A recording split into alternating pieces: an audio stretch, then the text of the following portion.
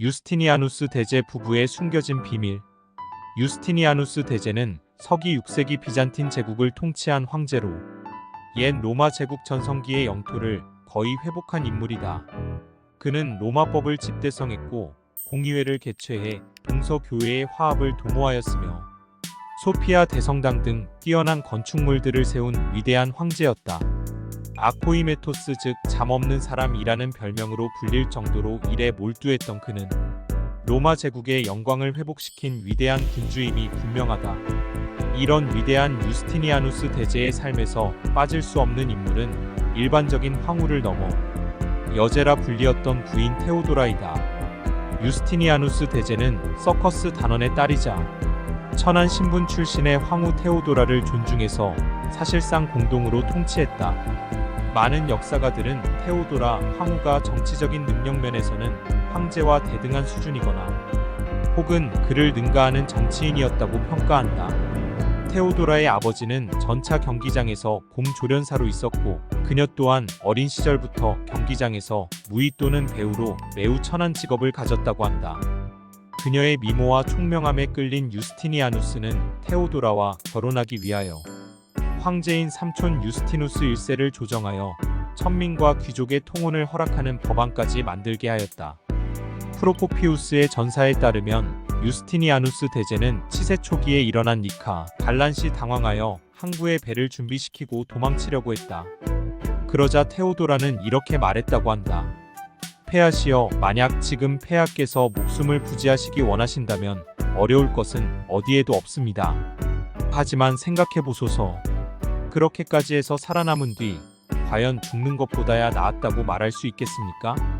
소첩은 자주색 옷은 가장 고귀한 수의라는 옛말을 옳게 여기옵니다.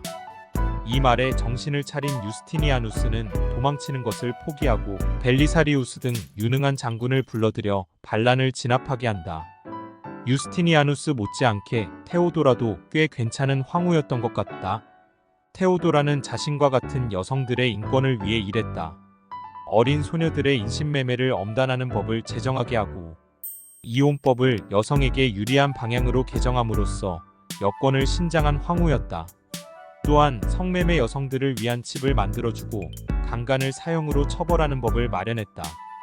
그런데 유스티니아누스 대제와 그 부인의 위협은 한 권의 책에 의해 환상임이 드러난다. 궁정 역사가 프로코피우스의 비사가 바로 그 책이다. 프로코피우스는 공식적으로는 유스티니아누스의 전쟁과 건축을 다룬 책 전사와 건축사를 통해 황제를 찬양했지만 비공식 역사서인 비사에서는 반대로 온갖 비난을 퍼부었다. 그가 쓴 비사에 따르면 유스티니아누스는 밤만 되면 머리 없이 황궁을 떠돌아다니는 악마의 피조물, 악마의 화신이고 그의 유일한 임무는 모든 존재, 모든 사람을 파괴하는 것이었다. 또한 황후 테오도라는 경기장에서 추잡한 쇼에 출연하며 아무에게나 몸을 파는 더러운 매춘부였으며 거리낌 없이 비정상적인 성관계도 갖는 매우 계산적인 인물이다. 또한 유스티니아누스 휘하의 최고 명장으로 옛 로마의 영토를 회복하는데 큰 역할을 하는 벨리사리우스는 테오도라의 절친한 친구이자 허구한 날 불륜을 저지르는 아내 안토니나의 꼭두각시로 묘사된다. 프로코피우스는 비사를 통해 유스티니아누스와 그 부인 그리고 그의 가장 뛰어난 부하 장군 벨리사리우스가 결코 존경할 만한 인물이 아니라고 말하는 것이다. 프로코피우스가 유스티니아누스 대제 부부와 본인의 후원자인 벨리사리우스 부부를 환멸한 것은 분명하다. 프로코피우스는 비잔틴 황궁의 공식 사가이자 벨리사리우스 장군의 비서였으니 그의 글은 어느 정도 신빙성이 높다. 하지만 이렇게 비밀스런 역사서를 저술해서 자신이 모시던 황제와 장군을 비난한 것은 어떤 이유 때문이었을까? 두 가지 이유를 생각해 볼 수 있겠다. 하나는 프로코피우스가 신실한 기독교인이었던 유스티니아스 대제 부부나 벨리사리우스 장군 부부와 달리 탄압받던 이교 신앙을 비밀스럽게 믿었기 때문이라고 보는 가설이다. 또 하나는 반란이 끊이지 않는 상황에서 모반이 성공해서 유스티니아누스 대제가 몰락했을 때 유스티니아누스의 측근인 자신마저 화를 입을까봐 두려워해 사전에 이런 문서를 적어두었다가 반란군에게 이를 공개함으로써 목숨을 건지려 했다는 가설이다. 하지만 단순하게 생각해서 기사를 보자 하는 시종의 눈에 훌륭한 기사가 없고 가정부 눈에 훌륭한 사모님이 없는 것처럼 자기가 보기에 매우 흠많은 인물들이 백성들에게 신처럼 떠받들어지는 것이 역겨워 적었다고 볼 수도 있다. 비사에는 다음과 같은 글들이 적혀 있다.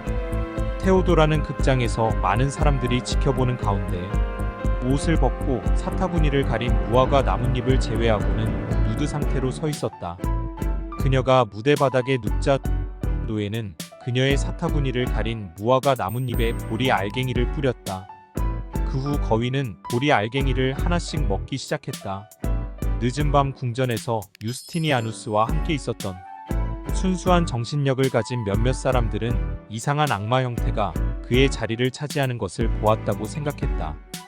유스티니아누스나 테오도르의 이야기는 조금 심한 예이기는 하지만 역사적으로 위대하다고 보여지는 인물들, 예컨대 대왕, 대제, 성인들도 보잘것없는 우리들처럼 흠이 많은 인물이었다는 점은 역사를 공부하면서 얻게 되는 큰 위안이다.